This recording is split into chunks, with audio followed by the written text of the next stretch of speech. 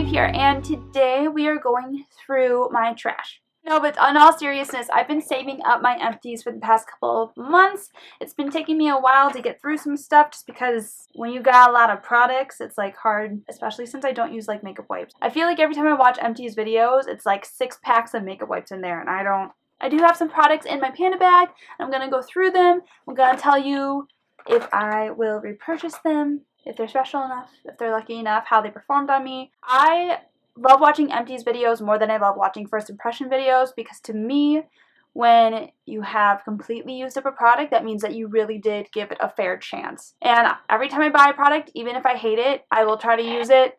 I will try to make it work, and so with these products, I have done just so. And some of these products I love as well, so I am happy to report that some of the products that are in this bag are also products that I have been trying to pan with my panning project. If you guys want to see my project pan video, go ahead and click the button right up in the corner. Without further ado, let's go. So the first couple products that I have are some of my Bath & Body Works body sprays, or fine fragrance mist as they're called. I don't think anybody actually calls them that. But I have one in Amber Blush, Central Amber, and 1000 Wishes. These are from my Project Pan video.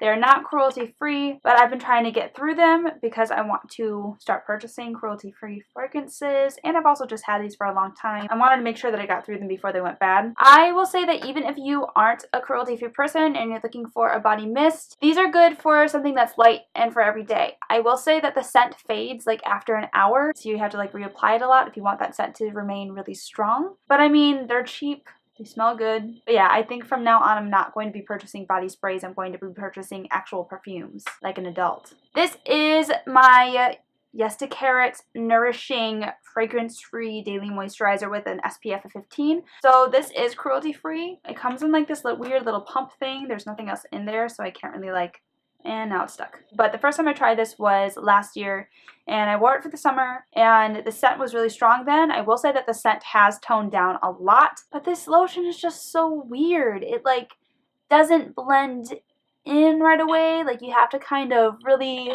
work it in, like it doesn't absorb into the skin right away, and it leaves this white cast on your face. I mean, I'm pretty white in the first place, but I can't imagine what it would look like if somebody had a darker skin tone and then put this on top of it.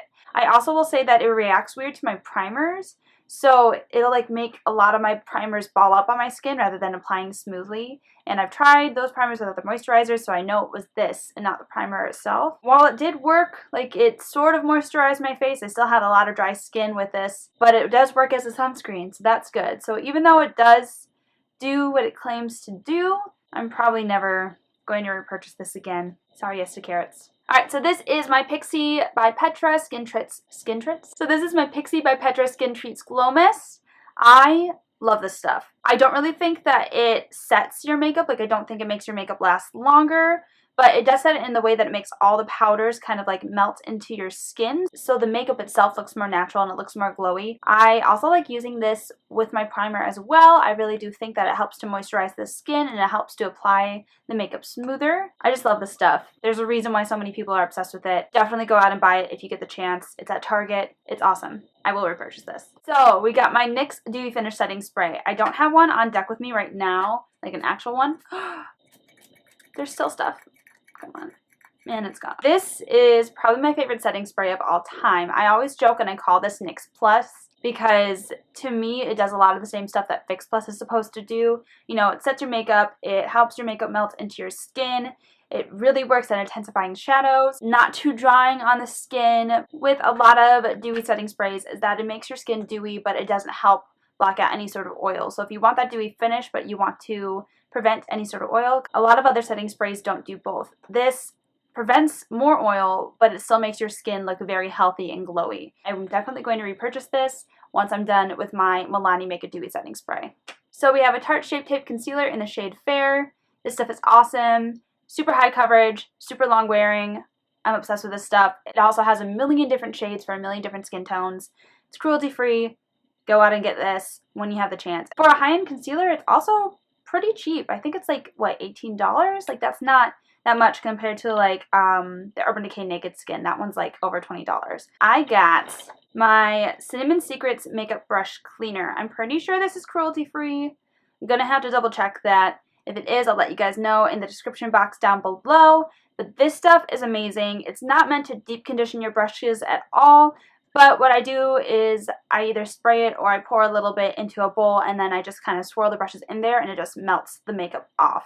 It's incredible. If you are a working artist, you definitely need to go ahead and pick this up. It's sold at Sephora. It's a little bit more on the pricey side, but it works. But if you are sensitive to scents, this one has a really strong vanilla scent. So if you are sensitive to scents, or if you know anybody who is sensitive to a scent that you are going to be working with, I don't recommend this for, but I don't mind, and I find the scent fades after a while, so I love this stuff.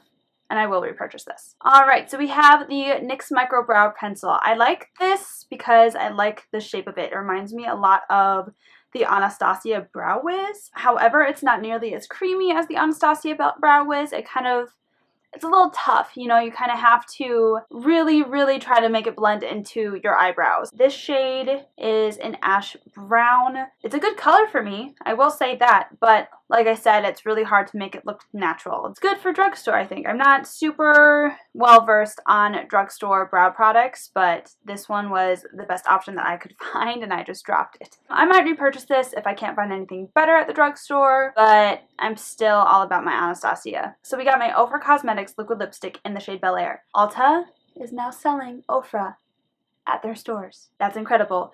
I like this shade for clients. I wore the shade a lot, which is why I got through it, but on my skin tone, it's a little bit more of that like peachy color, and so it's a little bit more warm tone that I wanted every day because I bought this to be like a light pinky nude, but there's too much orange tones with my skin tone, and I think it's just because I'm really fair. So I don't know if I would repurchase this one, but I will repurchase other Ofra liquid lipsticks because I really like the formula. It's not totally transfer proof, but it's really comfortable and it's not drying.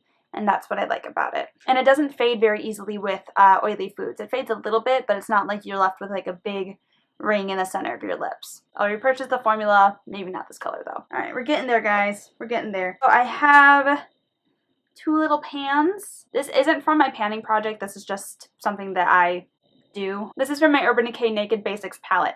And I think it was like the lightest shade in the palette and the, I think it was like Naked 2. I think those were the two shades. I'll leave the shades in the description box down below. I hit pan on both of these and I can't look them up because I have depotted my Naked Basics palette. I don't know, I felt like depotting. I don't know if I would ever repurchase it just because I find that the shades in that particular Urban Decay palette are very chalky. They blend easily, which is nice, but they're not super pigmented and they have so much fallout. Every time I dip my brush into the pan, it flies up everywhere. Urban Decay, their shadow quality ranges from palette to palette. I think the Naked 2 palette and the Naked 1 palette are fantastic. I haven't tried the other ones. The Naked Basics palette is not their best work, so I won't repurchase that. Down to the last two things. Alright, so we have the NYX HD Studio Concealer. I like the NYX HD Studio Concealer in the shade green and the shade yellow. I find that those are very pigmented and they do what they're supposed to do. They're supposed to color correct. This is supposed to be a normal everyday skin color.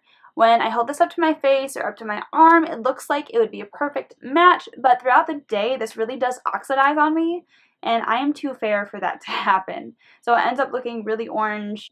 I couldn't deal with it. So even when I was like using this up, I wasn't even using it on my face. I was using it as an eyeshadow primer. I don't recommend this for people with fair skin tones. If you have darker skin tones, go ahead and try the darker colors, see if they oxidize, let me know, get back to me, but I'm not going to be repurchasing this. It's just not for me. Finally, this one is part of my panning project. This is the Lancome Silk Booster thing. It's a mascara primer. It's like a white mascara primer. It works, but it's not cruelty free, so I'm not going to be repurchasing it. It doesn't really make anything longer. I think it adds a lot for thickening, and I think it helps your mascara stay on longer. But what I don't like about it is that it makes your lashes very crunchy. I'm not a big fan of that feeling, and I just dropped it. Why am I dropping everything? My mom likes it. She has a sample of her own, but I am personally not going to repurchase it just because it's not cruelty free. Alright guys, so that was my Empties video, my first one in fact. This kind of video is probably going to happen every couple months when I actually run out of enough products to talk about it in a long enough video. If you like this style of video, go ahead and give me a big thumbs up. And please, please, please, please, please don't forget to subscribe. I promise I do other types of videos as well, and I'd love to see your face coming around in the comment section and in my subscribers. Alright guys, thank you so much for watching, and I will see you in my next video. Bye guys.